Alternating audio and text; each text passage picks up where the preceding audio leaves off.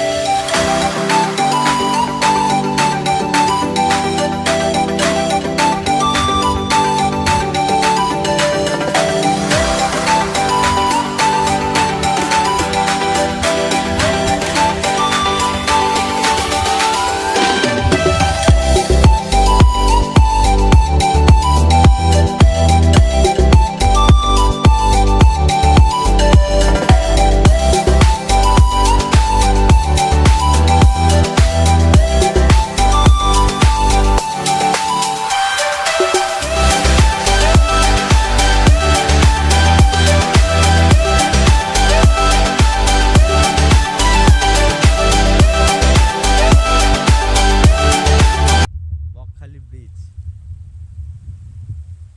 যেই ব্রিজে ঘুরলে অনেক কিছু দেখতে পাবে তোমরা।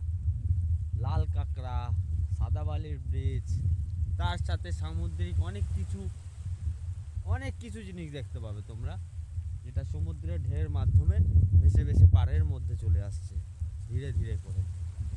আর সমুদ্রের এই যে উত্তাল ছোট ছোট ঢেউ, খুব সুন্দর মনোরঞ্জনের একটা আর খুব ভালো একটা দৃশ্য। সকাল সকাল একদম এলেই দেখতে পাবে এই দৃশ্যটা, যেটা সচরাচর সবসময় দেখা যায় না।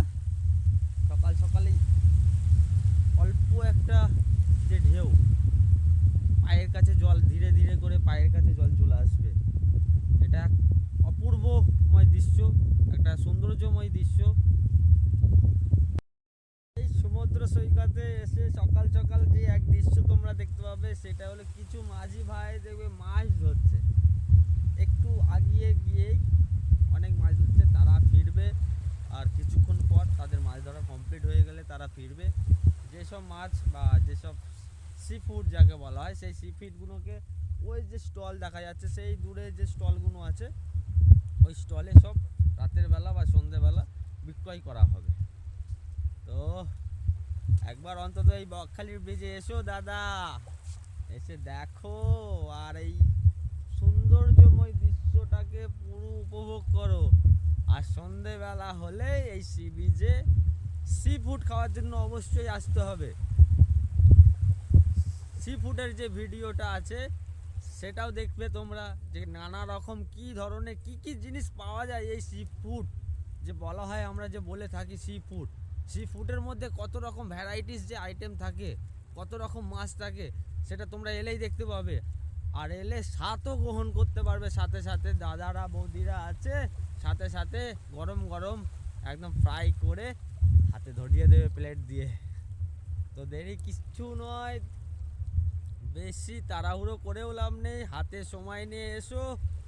আর এই সৌন্দর্যময় পুরো দৃশ্যটা সকাল সকাল একবার ঘুরে দেখে